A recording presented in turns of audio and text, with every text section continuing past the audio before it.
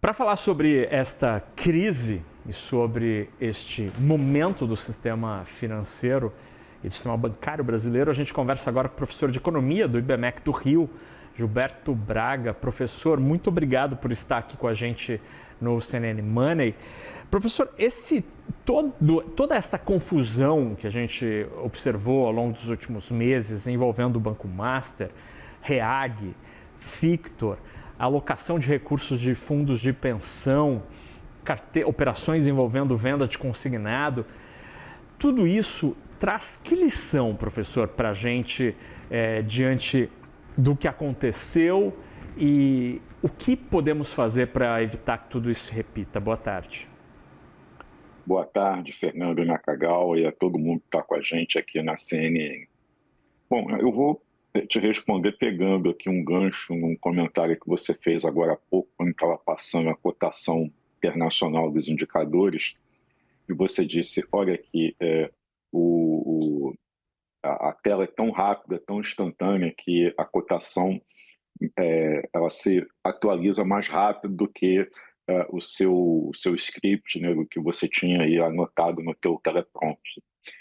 O mercado financeiro segue a mesma lógica e toda a nossa regulação, toda a nossa atividade de acompanhamento, tanto no sentido das agências reguladoras, seja Banco Central, seja CVM ou qualquer outra, seja também com relação a que tipo de operações são acompanhadas, elas têm um descompasso com a realidade, ou seja,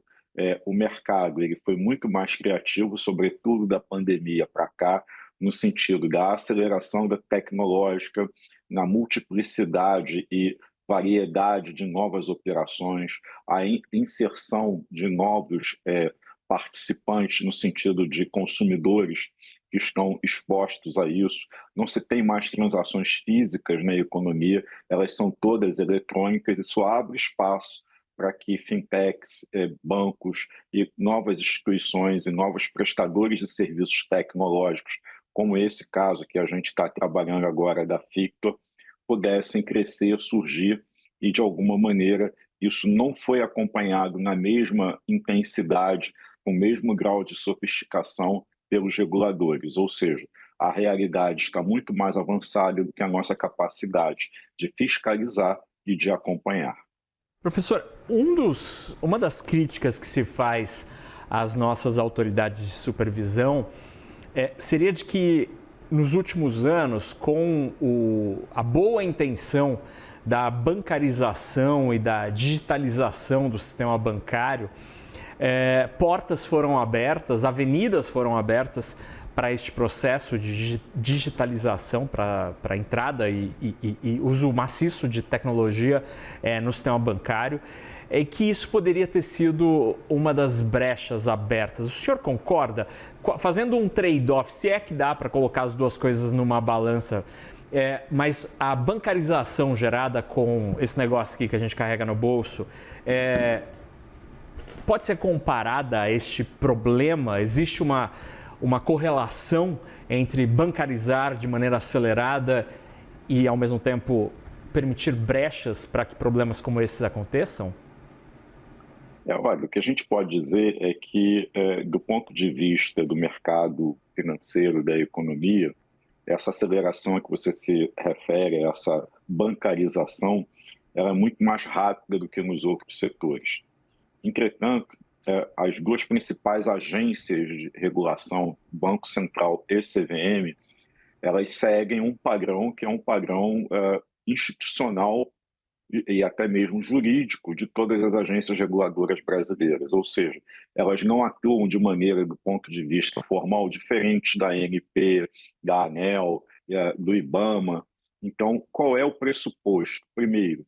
de que elas não agem antecipadamente, ou seja, elas não presumem que algo errado vai acontecer. A fiscalização, ela é depois, ou seja, é ex post e não ex ante. Então, ela atua para tomar conta depois que algo errado acontece. O que a gente debate hoje é que, enquanto esse modelo, essa construção filosófica de regulação e fiscalização até ainda possa ser adotada em algumas áreas da vida social brasileira, ela já é insuficiente para o mercado financeiro, por conta disso tudo que nós estávamos falando, essa aceleração tecnológica muito grande, o surgimento de pequenas empresas prestadoras de serviços e facilidades que conectam o seu celular com o aplicativo do banco, que através de algoritmos entendem a sua necessidade e oferecem serviços que você de alguma maneira vai contratar ou vai se interessar. Isso tudo expõe a sociedade, os usuários, de uma certa maneira, a um sistema que não é acompanhado, não no sentido de que não seja fiscalizado, mas ele não é fiscalizado em tempo real, ele é acompanhado e fiscalizado depois que algo de ruim, de errado acontece. Então, o que se discute é se essa tecnologia não precisa chegar nas agências reguladoras, nas fiscalizações, para que esse acompanhamento seja feito de maneira instantânea e eventuais desvios possam ser imediatamente identificados e, de alguma maneira, cessados por uma intervenção dessas autoridades. E, professor, nessa jornada mais recente, com esses problemas observados nos últimos anos, ficou muito claro que o crime organizado tem usado dessa estrutura absolutamente sofisticada e complexa do sistema bancário, do sistema financeiro, para realizar suas operações. Como é que a gente conseguiria lidar, do ponto de vista da supervisão, com esse risco? Esse risco ele é mapeado por toda a regulação bancária desde sempre, mas aparentemente tem falhado de maneira bastante explícita aqui no caso brasileiro. O mesmo conceito, o mesmo racional deste ponto que o senhor nos traz, da tecnologia que avança muito mais do que os olhos e a capacidade do regulador. O crime organizado aproveita deste momento e acaba surfando na mesma onda? Na minha opinião, sim, eu vejo essa dificuldade, e aí a gente precisa entender que aí a Polícia Federal e outras instituições que fazem esse trabalho de fiscalização, de repressão, precisam estar, de alguma maneira, interligadas com essas agências reguladoras, fazendo um trabalho de inteligência e mapeando. Essa operação de mais cedo, de hoje, um dos braços que aparentemente tem conexão com grupos criminosos e o Banco Victor, ela já sugere que esse trabalho de inteligência está ocorrendo, mas ele se dá a partir de um grande problema que envolve, como já foi mostrado, o Banco Master, o Banco Victor e outros. Então, isso já é uma consequência de um problema maior. O que a gente não consegue observar, e a gente não tem exemplos recentes, de um trabalho de inteligência antecipada para impedir que essas questões ocorram. Os trabalhos de inteligência, eles são muito mais no sentido de pegar ações quase que de quadrilhas, que a gente pode dizer rudimentares, que fraudam, que roubam senha, que são mais ataques de natureza hackers do que propriamente um crime que a gente possa dizer de fato organizado, estruturado para fazer essa burla. A gente precisa lembrar que aparentemente essa denúncia que está sendo investigada hoje de algo que seria da ordem de quase 12% a 13% do valor que o próprio Victor confessa que tem dívidas, né? Então, se a gente for parar para pensar, um bloqueio de quase 50 milhões para alguém que entrou em recuperação judicial e confessa que deve aos seus credores alguma coisa em torno de 4 bilhões. Então, é um tamanho de fraude que, se efetivamente comprovada, ela mostra a dimensão disso e como isso acaba se interligando, está intrincado dentro desse funcionamento com uma regulação que a gente pode dizer que hoje, ela, embora exista, ela não é capaz de prevenir e sim só de remediar. Nessa discussão toda envolvendo Master e todos os problemas recentes aqui no Brasil, muito se falou sobre, e isso tem sido uma discussão global, inclusive, né, que com a tecnologia existe ali uma borda do sistema bancário, do sistema financeiro, que ora se vende ou se apresenta como sendo uma indústria tecnológica, ora se apresenta como uma indústria do setor de pagamentos, mas que ao fim e ao cabo é parte do mercado financeiro, é parte da indústria bancária e acaba sendo destino e alocação de recursos. As pessoas confiam e colocam seus recursos ali ou usam para tomar crédito. Como é que a regulação, na avaliação do senhor, deve lidar com esta borda, onde ora é uma indústria de tecnologia, ora é uma indústria de pagamento, mas que é, de fato, parte do sistema bancário, do sistema financeiro?